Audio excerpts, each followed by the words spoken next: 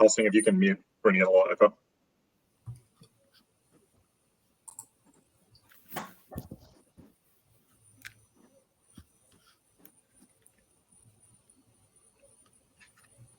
Good afternoon. We are continuing here with our joint logistics track, and our next presentation is from McKinsey & Company. We have 4 presenters here. They are David Ware, Rob Webra, Stephen Lee, and Helsing Norden. And David, I believe you will start, so take it away. Thanks, Brinka. Hi, everybody. Thank you for the opportunity to talk to you today. My name's David Ware. I'm a partner in McKinsey's Washington, D.C. office, and I lead our work on technology in defense and in national security. Go next one, please, Helsing.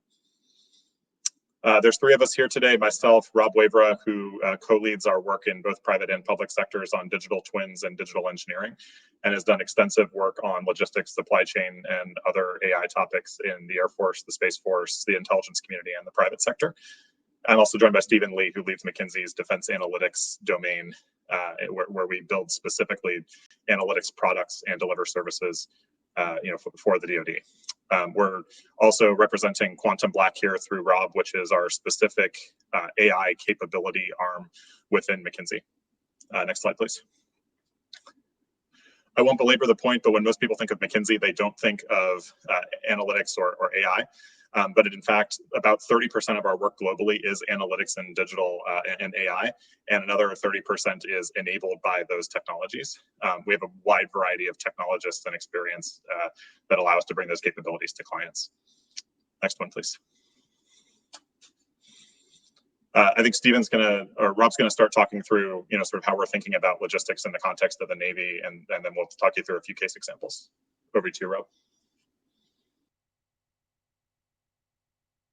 You're muted, Rob.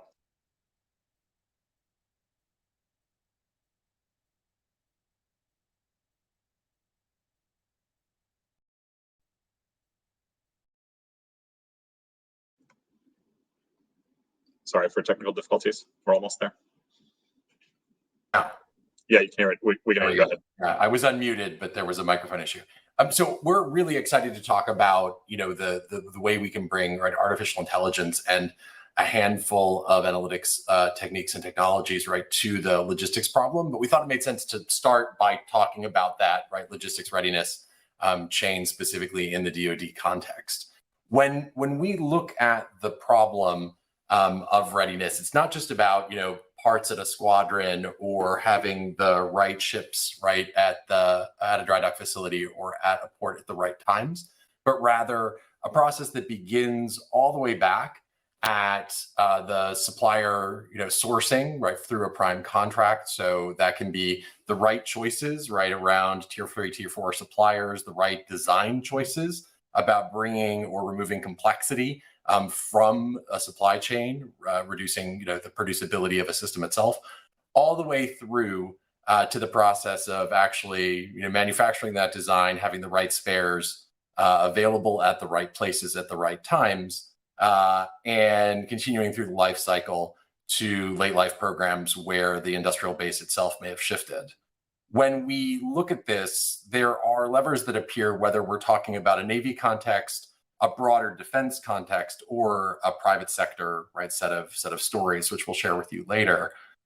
One of them is the real opportunity around utilizing digital twins, an overused and misunderstood term, not just within the DoD, but across industry, to really model the system that generates readiness, the system that generates capability and lethality, as opposed to a specific element of just hardcore supply chain or logistics kind of a problem.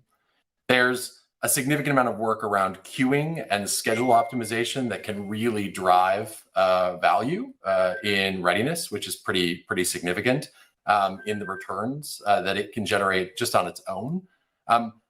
Ideas around making sure that the volume and timing of what's flowing through the supply chain make the most sense, and that you've got it right-sized and the actual volume of goods right-sized to ensure the best readiness outcomes.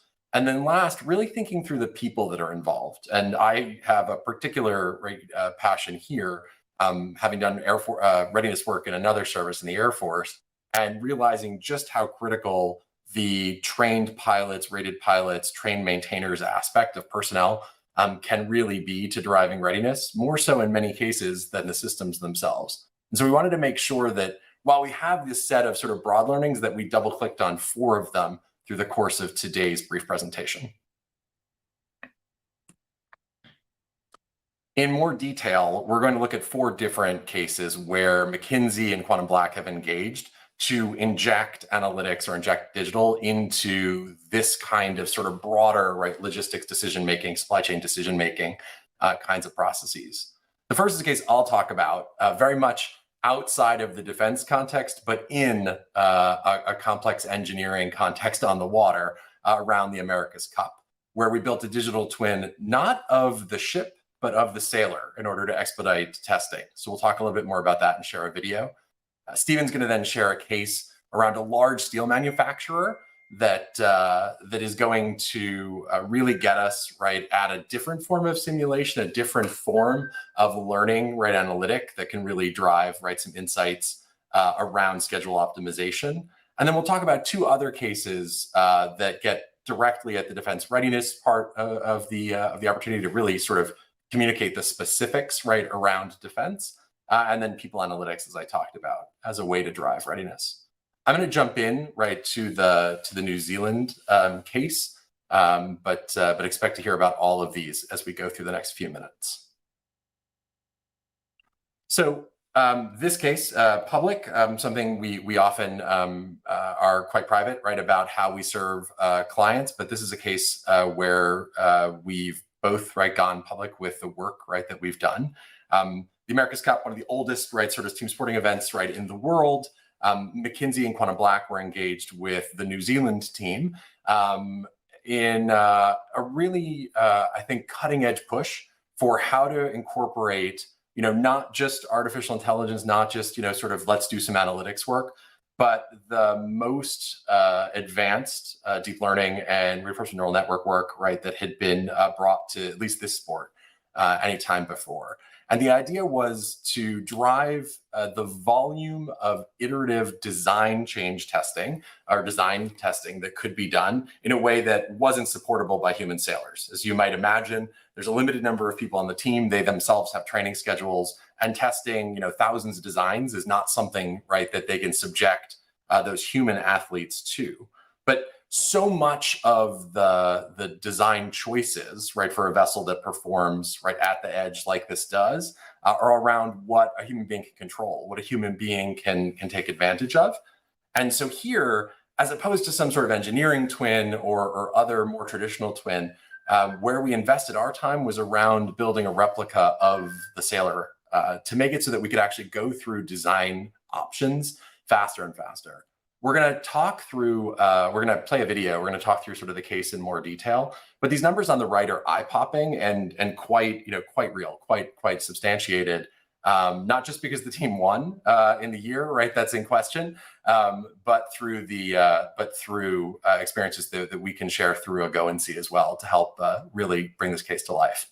But let's actually play the video itself, and then move over to why it's important for this group.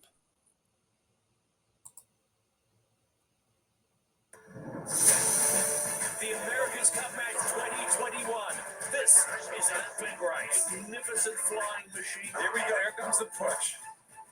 It's the fastest boat wins the America's Cup, and we're seeing that right now. Emirates Team New Zealand do it again in a new class of boat that proves Kiwis can fly. Sailing's most treasured prize. The America's Cup stays in New Zealand.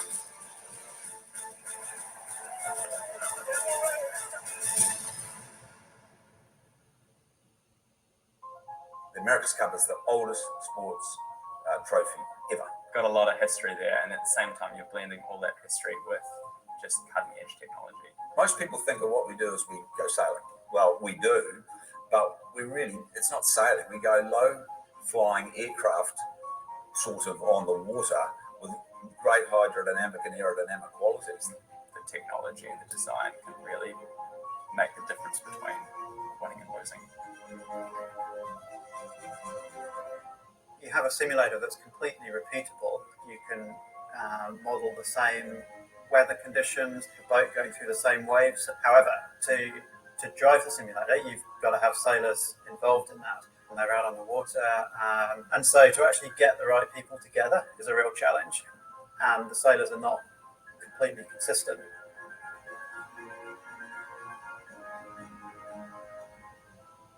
It was something that was really cool when McKinsey came in, is they really challenged us and gave us a lot of new ideas and ways of solving solutions that we probably perhaps hadn't thought about before. What we were trying to achieve was incredibly difficult, and I was quite skeptical. We started off by getting the agent to learn how to sail in a straight line. Upwind and downwind. The crucial moment was when it all of a sudden started doing upwind times and tacks and jibes that were better than the sailors were doing in the simulator. That was a good moment. That was the point where it's like, yeah, we've got something here that is going to be useful. I don't think we're the first team that's thought about AI. Difference simply is that with working with McKinsey, what we now have, which is pretty unique and pretty advanced, probably doesn't exist in these other organizations. Designers can iterate through foils in a much quicker way. What typically would take a day or several days, they can run through in a matter of hours. Sailors, as athletes and as competitive people, wanted to ensure that there was nothing to learn from the bots, and they don't want to be beaten by a computer. The bot does so many runs, and to be able to go down there and compare what you're doing with the bot is where we see the performance gains. It's AI in this case. I mean, that's the future. I mean, if you haven't got good AI within a few years, you're not going to be on the page.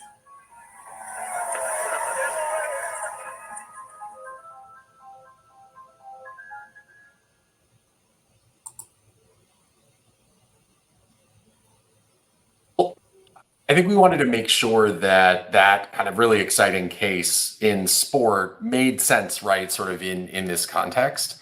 And so 2 quick pieces. I mean, the first is, I think we think of digital twins often in that sort of multi-physics, engineering, sort of stress, thermal, CFD, right, kinds of testing. But we found across industries that building digital twins at different levels of fidelity of different parts of the system, sometimes of the humans, sometimes of the interface between humans, consumables, and assets, and sometimes those engineering models really can unlock, right, performance, can unlock additional availability of a fleet or additional impact for whatever, right, that might mean in the logistics context. And secondly, that this sort of idea of moving towards digital and AI to inform some of the more traditionally human parts of the system and iterate on designs faster or squeeze time out of an acquisition process, especially the far left, early parts, of say the DoD 5000, make it so that you can really get a ton of value in ways that aren't traditional. And I hand it over to Stephen to talk a little bit about a large steel manufacturer case and keep moving through those 4 cases we talked about. Yeah, thanks, Rob. As Rob explained, the enormous versatility and power of digital twins. Similarly, the reinforcement learning we mentioned in our video also has a wide variety of applications. What you see here is how we used RL-driven bots to capture a massive and complex combinatorial problem in manufacturing. Our client is a $10 billion raw materials manufacturer faced with a problem really familiar to us who dwell in the Navy, right? The need to identify, optimize, and somehow coordinate scheduling across multiple live manufacturing lines with a large number of interdependent batch and continuous processes, limited capacity, and only partial visibility.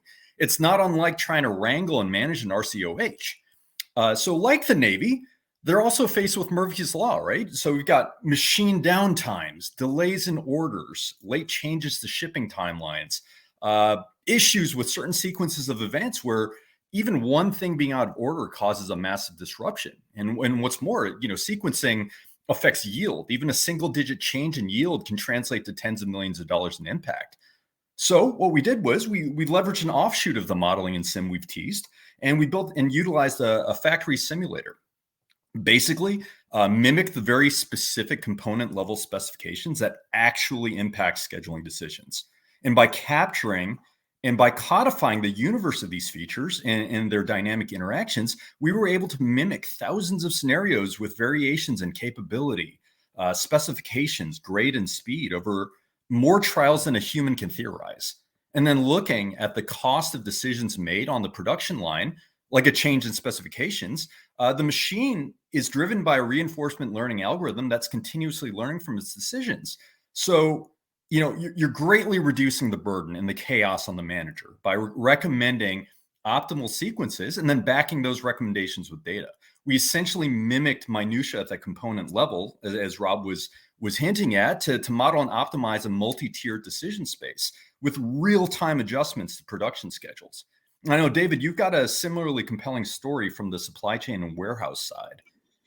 Yeah, we extended this at scale when we served a large apparel producer and retailer in the United States. And what they figured is they actually can't compete with Amazon and Walmart and the likes because of their subscale. And so they did something counterintuitive. They said, hey, all of us use actually the same set of distributors, all of us smaller apparel retailers and other similar types of retailers. But what if I was actually to break the competitive phenomenon of trying to keep things secret and not understand, what my logistics chain is versus somebody else's, and instead I actually combine efforts with them and look at a joint, almost sort of industry view, since we're all using the same sets of distributors. And so we supported them to build both an operating model and also the sort of the analytics and network model that would go across the full set of potential competitors up to sort of 250 companies is their goal, to try to create more of a consortium around logistics and distribution. The next question, if you go to the next one, Helsing, is how do you actually make this real for decision makers in the Navy? And leaders in the Navy are always making trade-offs between money, time, mission objectives like readiness. Imagine a warehouse manager, for instance, who wants to know, if they speed up parts delivery, will that actually have an improvement on readiness or not? Should they staff in overtime in order to do that? Or even a strategic decision maker who wants to understand, how many spare parts of a specific type are going to optimize outcomes and where should they spend? So what we've done is we've actually supported the Navy directly on these types of decisions, where the critical aspect is linking finances directly to sort of the operational decisions and to mission outcomes. So in this case, we were looking at the shore air operations portfolio. And what we did is we took 20 different data sources on everything from fuel data to runway information to ERP information, and we did a couple of things. First, we had to figure out what the total cost of ownership was for air ops, and it turned out it was 10x what Scenic thought it was. Then the second piece was we had to actually analytically model what drives that cost. As it turns out, only 30% of the cost is actually driven by flights. The rest is driven by fixed cost decisions that the Navy makes in advance: how many runways they're building, how many hangars, what their MILCON's going to look like. And then, we analytically linked the total cost of ownership to the mission outputs, in this case, number of flight hours and flight hour capacity. And so that it allows a decision support that says, how do I actually, if I shut a runway or if I decided to shut an airbase, what does that do to my capacity for flight hours, and what does it do to my cost at the same time?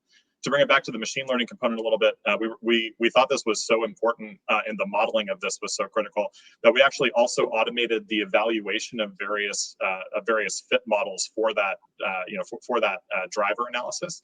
So we're evaluating hundreds of different linkages or relationships between cost of ownership and what actually drives those costs, so that we can make the best model fit in real time. Back to you, Stephen. Yeah. So now if we step back from the technology a little bit, we'll see a common and critical thread that ties everything together, right? And that's the ultimate success of the Navy. It's people. The common enabler across the entire logistics value chain are the people, right? So whether highly experienced logisticians or logo officers, contracts officers, PMs, super specialized engineers and operators, SMEs, enabling our ordering, manufacturing, transportation, all of these things are signaled by Navy's mission focus on people readiness. And fortunately for us, people analytics is a huge area of growth and advancement.